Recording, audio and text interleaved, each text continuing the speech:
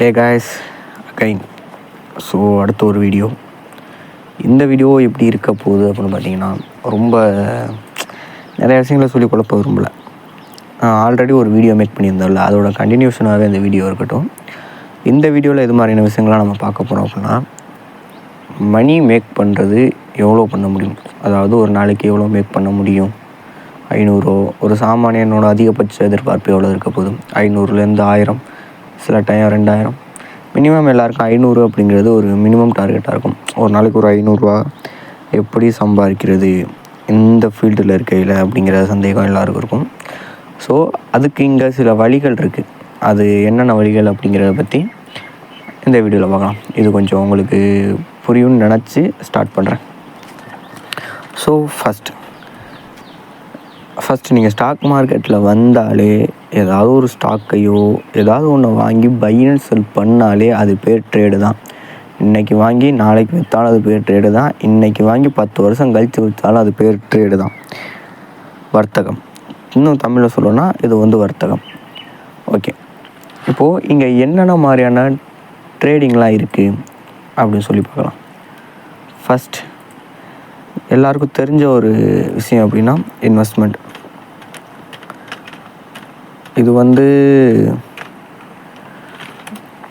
Almost ஒரு சில பேர் 1 இயர் பண்ணுவாங்க, சில பேர் 2 இயர் பண்ணுவாங்க, சில பேர் லாங் டேர்மாக வருஷக்கணக்கில் ஹோல்டு பண்ணுறது மட்டுமே இவங்களோட வேலையாக இருக்கும். மேக்ஸிமம் இவங்க செல் பண்ணுறதே கிடையாது. அந்த ப்ரைஸ் மொமெண்டம் அவங்க வாங்கி வச்ச அந்த நிறுவனத்தோட பங்குகள் விலை ஏறிக்கிட்டே இருக்கும்போது அந்த சப்ளை அண்ட் டிமாண்ட் இருக்குல்ல முன்னாடி சொன்னால, அதாவது அந்த நிறுவனம் நல்லா சம்பாதிக்கும் போது அந்த நிறுவனத்தோட சொத்துக்களோட மதிப்பு அதிகமாகும். அப்படிங்கிறப்போ அந்த நிறுவனத்தோட அந்த பங்குகளை விட மார்க்கெட்டில் அதோட ப்ரைஸ் ஏற ஆரம்பிச்சிடும். ஏன்னா பையர்ஸ் நிறையா பேர் வாங்க ஆரம்பிப்பாங்க. அதனால் அதோட விலைகள் அதிகமாகும். ஸோ இதுதான் அந்த சப்ளை அண்ட் டிமாண்ட். பையர்ஸ் அதாவது வாங்குறவங்க அதிகமாக இருந்தால் விலை அதிகமாகும். ஏன்னா அங்கே குறிப்பிட்ட அளவு தான் குவான்டிட்டி இருக்கும் இல்லையா. ஸோ இது மாதிரி இந்த ஃப்ளக்சுவேஷன்ஸில் லாங் டேர்மாக நம்ம கொண்டு போகும்போது இது மூலமாக ஒரு நல்ல ஒரு இன்கம்மை ஜென்ரேட் பண்ணலாம். தென் அகைன் இன்னொரு மெத்தட் இருக்குது. இதை ஷார்ட் டேர்ம்னு சில பேர் சொல்லுவாங்க, சில பேர் ஸ்விங்குன்னு சொல்லுவாங்க. நான் இதை ஸ்விங்குன்னே சொல்கிறேன். Swing trade. ஸோ இதை பொறுத்த வரைக்கும் ஒரு மேக்ஸிமம் ஒரு ஸ்விங்கை கேப்சர் பண்ணுவாங்க. அதாவது எப்படி சொல்கிறதுனா, இன்னும் கொஞ்சம் சொல்கிறேன் பாருங்கள், ஒரு 15 மினிட்ஸ். ஸோ இந்த சைட்டோட பேர் தெரில அப்படின்னா பேர் நோட் பண்ணிக்கோங்க. ஸோ இது என்னோட தன்னோட அக்கௌண்ட்டு. ஸோ இங்கே tradingview.com. ஸோ இந்த தான் நமக்கு தன்னில் கொடுப்பாங்க. ஸோ அது என்னோடய ப்ரோக்கரோட அக்கௌண்ட்டு. இது ரெண்டுமே சேம் தான். லைக் இந்த தன்னோடதும் ட்ரேடிங் வியூ ரெண்டுமே ஒரே மாதிரி தான் யூஐ ப்ரொவைட் பண்ணுவாங்க. ஸோ அதுக்கேற்ற மாதிரி நம்ம ட்ரேட் பண்ணலாம். நான் இங்கே தன்னிலே வரேன். ஸ்விங் ட்ரேட் அப்படிங்கிறது ஒரு ஸ்விங்குனா என்ன அப்படிங்கிறத பற்றிலாம் நான் அடுத்தடுத்த வீடியோக்குள்ளே ஷோ பண்ணுறேன். ஸோ இங்கேருந்து ஒரு ஸ்விங் மேலே போயிருக்கு, தென் இங்கேருந்து கீழே வந்திருக்குல்ல. ஸோ இந்த மூமெண்ட்டை கேப்சர் பண்ணுறதுக்கு பேர் தான் ஸ்விங் ட்ரேட் அப்படின்னு சொல்லுவாங்க. அதாவது இங்கேருந்து மேலே போனதையோ அல்லது இங்கேருந்து கீழே வந்த இந்த பர்டிகுலராக இருக்க ஏதோ ஒரு சைடு இருக்கக்கூடிய இந்த மொமெண்டமை கேப்சர் பண்ணுற பேர் தான் ஆக்சுவலாக ஸ்விங் ட்ரேட்னு சொல்லுவாங்க. இது சில நேரங்களில் 1 or 2 டேஸில் நடந்துடும். சில நேரங்களில் சம் வீக் ஆகலாம், அதாவது ஒரு சில வாரங்கள் ஆகலாம். அப்படி இல்லைனா ஒரு சில மாதங்கள் கூட ஆகலாம். அது டிபெண்ட் ஆன் அந்த நிறுவன பங்குகளோட சப்ளை அண்ட் டிமாண்டை பொறுத்தது. அதாவது அந்த வாங்குறது விற்கிறதோட அந்த இதுவும், அது இல்லாமல் சில ஃபண்டமெண்டல்ஸ் இருக்குது. ஸோ ஃபண்டமெண்டல்ஸ் இதை பற்றிலாம் நான் அப்புறம் சொல்கிறேன். இந்த அனாலிசிஸ் மெத்தடு இதெல்லாம் நான் அடுத்த அப்கமிங் டாபிக்ஸில் நான் போஸ்ட் பண்ண ட்ரை பண்ணுறேன். தென் அகைன் இதை வச்சு நம்மளால் அந்த ஸ்விங் ட்ரேடிங் அப்படிங்கிற இந்த கான்செப்டை யூஸ் பண்ணி மந்த்லி ரிட்டர்னாக நம்மளால் ஜென்ரேட் பண்ண முடியும். அதாவது எனக்கு டெய்லியெல்லாம் வேண்டாம், வீக்லி ஒன்ஸ்லாம் கூட வேண்டாம், எனக்கு மாதம் ஆனால் என் கையில் 1ஆம் தேதியில் என் கையில் இவ்வளோ அமௌண்ட்ஸ் நான் ஏர்ன் பண்ணி வச்சுருக்கணும், அதாவது நான் மேக் பண்ணியிருக்கணும் அப்படிங்கிறதுக்கான கான்செப்ட் இந்த ஸ்விங் ட்ரேட். தென் அகைன் அடுத்த கான்செப்ட் தான் ரெகுலராக நம்ம பொதுவாகவே எல்லோரும் காமனான ஒரு பீப்புள் யோசிக்கக்கூடிய ஃபர் டே. இதுக்கு பேர் இன்ட்ராடே ட்ரேடிங் அப்படின்னு சொல்லுவாங்க. இது வந்து காலையில் 9 to சாயந்தரம் ஒரு இன்னும் சொல்லணும்னா 9:15 தெளிவாக சொல்லிடுவோம். 9:15 to 3:30. ஸோ இதெல்லாம் கவனிச்சுங்க. ஸோ 9:30 to 3:30 அப்படிங்கிறது மார்க்கெட் ஹவர்ஸ். ஸோ காலையில் 9:15 மார்க்கெட் ஓப்பன் ஆகும். தென் 3:30 வந்து இந்தியன் மார்க்கெட் க்ளோஸ் ஆகிரும். ஸோ இது வந்து மார்க்கெட்டோட டைமிங்ஸ். இந்த நேரங்களில் ஒரு நிறுவனத்தோட பங்குகளையோ அந்த F&O பற்றி நான் சொல்கிறேன். முதல்ல சொல்லி முடிச்சாங்க. ஒரு நிறுவனத்தோட பங்குகளை வாங்கி அன்னைய பொழுதுக்குள்ளே நம்ம செல் பண்ணி அது மூலமாக ஒரு இன்கம்மை ஜென்ரேட் பண்ணால் அதுதான் அந்த இன்ட்ராடே ட்ரேடிங் அப்படின்னு சொல்லுவோம். நம்ம பொதுவாக காமனான பீப்புள் எல்லோரும் யோசிக்கக்கூடிய இந்த ஃபர் டேக்கு 500 1000 ஜென்ரேட் பண்ணக்கூடிய இந்த விஷயம். இருங்க ப்ராப்பராக எழுதிக்கிறேன். இன்வெஸ்ட்மெண்ட் மோர் தென்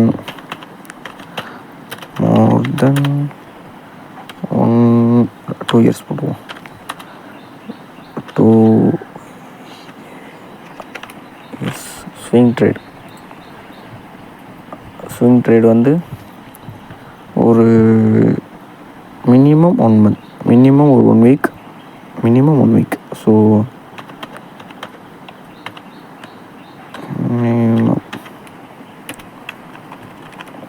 மினிமம் ஒரு 1 week, ஹையஸ்ட்டாக அது எவ்வளோ நாள் வேணாலும் போகலாம். அது டிபெண்ட் ஆன உங்களோட ஸ்டாக்கோட மொமெண்டமை பொறுத்தது. ஓகேங்களா? இது வந்து இன்ட்ராடே காலையில் வாங்கி ஈவினிங்கில் செல் பண்ணக்கூடிய விஷயம் வந்து இன்ட்ராடே.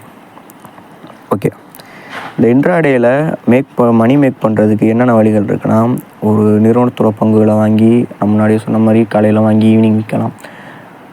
இது இல்லாமல் மார்க்கெட்டில் இருக்கக்கூடியது வந்து இண்டெக்ஸோட future and options. So future and ஆப்ஷன்ஸ் மூலமாகவும் நம்ம மணி மேக் பண்ணலாம். மேக்ஸிமம் இந்த நீங்கள் நியூஸில் கேள்விப்படக்கூடிய விஷயங்கள் வந்து இந்த லேக்ஸில் லாஸ் பண்ணாங்க அப்படிங்கிற விஷயங்கள்லாம் வந்து F&Oவில் தான் நடக்கும். ஏன்னா இங்கே வந்து சைக்காலஜி கொஞ்சம் மேஜர் ரோல் பண்ணும். சரியான money management, risk management, trade management எதுவுமே பண்ண மாட்டாங்க. கண்ணா பின்னான்னு போட்டு அடிச்சு வந்துட்டு கேபிட்டல் லாஸ் அவுட் பண்ணிட்டு போயிடுவாங்க.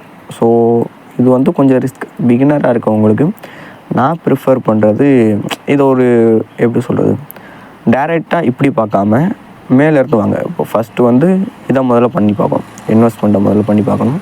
ஷார்ட் டைமாக பண்ணி பாருங்கள். இல்லைனா ஸ்விங் ட்ரேட்லேருந்து வரும். முதல்ல ஸ்விங் ட்ரேட் பண்ணி பார்க்கணும். ஸ்விங் ட்ரேட் பண்ணி ஓரளவுக்கு உங்களுக்கு சில விஷயங்கள் புரிஞ்சதுக்கப்புறம் இன்ட்ராடே வர்றது பெட்டர். இல்லை நான் தொடக்கத்தில் இன்ட்ராடே தான் வருவேன்னா பை த மார்க்கெட்டோட சார்ட் எக்ஸ்பீரியன்ஸ் உங்களுக்கு ரொம்ப முக்கியம். சார்ட் எக்ஸ்பீரியன்ஸ் இருந்தால் மட்டும்தான் இந்த இன்ட்ராடே அப்படிங்கிறது கொஞ்சம் சாத்தியமான விஷயம். மேக்ஸிமம் வந்து ப்ரோ ட்ரேடர்ஸே இன்ட்ராடே மேக்ஸிமம் பண்ண மாட்டாங்க. ஸ்கேல்பர்ஸ் மட்டும்தான். ஆமாம், இன்னொரு கேட்டகிரி இருக்குது, ஸ்கேல்பர்ஸ். ஸோ அந்த கேட்டகிரி என்ன பண்ணுன்னா, ஒரு அவங்களோட ட்ரேட் வந்து காலையிலேருந்து ஈவினிங் வரையெல்லாம் இருக்காது. வித்தின் ஹவர்ஸ், வித்தின் மினிட் அவ்வளோதான் இருக்கும். ஒரு 5 minutesக்குலாம் வாங்கி இப்போ பாருங்கள் ஒரு பொசிஷன் அலாட் பண்ணினேன். கரெக்டாக இந்த இடத்துல பை பண்ணுறது. இப்போ எத்தனை மணிக்கு? 12:10க்கு 12:09க்கா இங்கே பை பண்ணிவிட்டு டார்கெட் எங்கே போய் எத்தனை மணிக்கு போய் டச் ஆகிருக்கு? கரெக்டாக இந்த இடத்துல 12:36 இந்த டைம் பீரியடுக்குள்ளே கேப்சர் பண்ணியிருப்பாங்க. ஒரு 4 கேண்டில் இவ்வளோ தான் வரும். இவ்வளோதான், 21 நிமிஷம், இவ்வளோ தான் ஸ்கேல்பிங் பண்ணுவாங்க. ஸோ இப்படி பண்ணி மேக் பண்ணுறவங்க தான். பட் ஸ்கேல்பிங்லாம் மோர் தென் 5 இயர்ஸ்க்கு மேலே மார்க்கெட் எக்ஸ்பீரியன்ஸ் இருக்கவங்கனால மட்டும்தான் என்னை பொறுத்த வரைக்கும் அங்கே வந்து பண்ண முடியும். ஸ்கேல்பிங்னால் மோஸ்ட் டேஞ்சரஸ். என்னை பொறுத்தவரையும் ஒரு பிகினராக ஸ்விங் பண்ணலாம். ஸ்விங் வந்து மோர் அட்வைசபிள். உங்களோட சைக்காலஜி பாதிக்காது, உங்களோட டிசிஷன் முக்கியம், அது முடிவெடுக்கக்கூடிய அந்த திறன் வந்து பாதிக்காது. இதில் நிறைய பெனிஃபிட்ஸ் இருக்குது. ஒரு பிகினராக என்னை பொறுத்தவரையும் ஸ்விங் வாங்கினீங்கன்னா வாங்கிட்டு 1 month கழித்து தான் நீங்கள் அதை கவனிக்க போகிறீங்க. அப்போ என்ன வரப்போதும் உங்களோட டார்கெட் கிட்ட இருந்துச்சுன்னா புக் பண்ணிட்டு விட போகிறீங்க. அவ்வளோதான். ஸோ இந்த தான் இன்றைக்கி சொல்ல வந்த கான்செப்ட் தானே இந்த இன்ட்ராடே பண்ணுறது கொஞ்சம் சேஃபரானா நாட் சேஃபர் ஃபார் பிகினர்ஸ். தொடக்கத்தில் இருக்கவங்களுக்கு அது இது இருக்காது. ஆனால் நான் கற்றுக்கணும் அந்த ஸ்டேஜில் இருந்து ஃப்யூச்சரில் உங்களுக்கு, அதாவது இந்த அப்கிரேடுன்னு சொல்லுவாங்க. எவ்ரி பிஸ்னஸ் ஏதாவது ஒரு வேலை நம்ம பார்க்கும்போது அதில் அப்கிரேட் இருக்கும்ல, அது மாதிரி தான் இது. ஒவ்வொன்றும் ஒவ்வொரு படிக்கல்கள், ஒவ்வொன்றும் ஒவ்வொரு ஸ்டெப்பு. இங்கேருந்து நம்ம ஒவ்வொன்றா இதுக்கு வர்றப்போ அதோட இது வந்து கரெக்டாக இருக்கும். இங்கே இருக்கோம், முதல்ல இங்கே போயிட்டு அடுத்து இங்கே வந்து இப்படி வர்றது வந்து கரெக்டாக இருக்கும். நான் டேரெக்டாக இங்கே தான் வருவேன் அப்படிங்கிறது நாட் அட்வைசபிள். ஓகேங்களா? மேக் பண்ணலாம், யார் வேணாலும் பண்ணலாம். அதுக்கு அடுத்து ரொம்பவே முக்கியமானது கேபிட்டல். ஒவ்வொருத்தவங்களோட கேபிட்டல் மட்டும்தான் டிசைட் பண்ணும் ஒரு நாளைக்கு நம்ம எவ்வளோ ஏர்ன் பண்ண போகிறோம், அதாவது எவ்வளோ மணி மேக் பண்ண போகிறோம் அப்படிங்கிறது. வெறும் 5000 கொண்டாந்து வச்சுக்கிட்டு நான் ஒரு நாளைக்கு 500 2000 3000 ஏர்ன் பண்ணணும்னா பேராசை கூட கிடையாது, பெரிய நப்பாசை. அதெல்லாம் பண்ணுறது ரொம்ப ரொம்ப கஷ்டம், பண்ண முடியாதுன்னு கிடையாது. ப்ரொஃபஷ்னல்ஸ் பண்ணுவாங்க, பட் பிகினராக இது அவ்வளோ ஈஸியான மெத்தடே கிடையாது. மினிமம் ஓரளவுக்கான கேபிட்டலை உங்கள் கைக்கு கொண்டு வருங்க. அந்த கேபிட்டல் மினிமம் அப்படிங்கிறது டிபெண்ட் ஆன் யூ. சில பேர் 30K 30,000 கொண்டு வருவாங்க, சில பேர் 50K 50,000, சில பேர் 1 lakh இது மாதிரி மேக் பண்ணுவாங்க, கொண்டு வருவாங்க. டிபெண்ட் ஆன் உங்களோட ரிஸ்க் மேனேஜ்மெண்ட்டை பொறுத்து. அதாவது உங்களுக்கு ஒரு நாளைக்கு எனக்கு இவ்வளவு போனால் கூட எனக்கு பரவாயில்ல அப்படி யாருக்குமே தோணாதான். என்னோடய காசு கையில் இருக்கக்கூடிய ஒரு காசு ஒரு நாளைக்கு இவ்வளோ வீணாக போதும், ஏதோ நான் செலவு பண்ணுறேன் அப்படிங்கிற கணக்குக்கு வந்தால் மட்டும்தான் நீங்கள் அதில் மேக் பண்ண முடியும். உங்களோட கேபிட்டலை பொறுத்து தான் உங்களால் 500 மேக் பண்ண முடியுமா, 5000 மேக் பண்ண முடியுமா அப்படிங்கிறது ஒரு விஷயம். ஓகேங்களா? இப்போது சிம்பிளாக சொல்கிறேன்னா, 100 வச்சு 1 ரூபா மேக் பண்ண நினைக்கிறது சரி, ஏன்னா 100க்கு 1 ரூபா. ஆனால் 100 வச்சு 10 ரூபா மேக் பண்ண நினைக்கிறது பேராசை, 10% ஃபார் டேக்கு. இன்னும் சொல்லணும்னா 1 lakhக்கு 1000 ரூபாய் சம்பாதிக்க நினைக்கிறது சரியாக இருக்கும். அதே 1 lakh வச்சுக்கிட்டு 10,000 நான் ஒரு நாளைக்கு மேக் பண்ண நினைக்கிறது பேராசை. ஸோ நான் அங்கங்கே இது மாதிரி சைக்காலஜி சம்மந்தமான விஷயங்கள்லாம் கொஞ்சம் சொல்கிறேன், அதை அப்படியே ஃபாலோ பண்ணிக்கோங்க. ஸோ அடுத்தடுத்த வீடியோஸில் என்னால் முடிஞ்ச அளவுக்கு சில டாபிக்ஸ் கவர் பண்ணிகிட்டே வரேன். ஃப்ளோவில் போயிட்டே இருப்போம். சம்டைம்ஸ் உங்களுக்கு சில கொஸ்டின்ஸ் இருக்குன்னா கீழே சொல்லுங்கள், நான் என்னால் முடிஞ்ச பதில்களை சொல்கிறேன். ஓகே.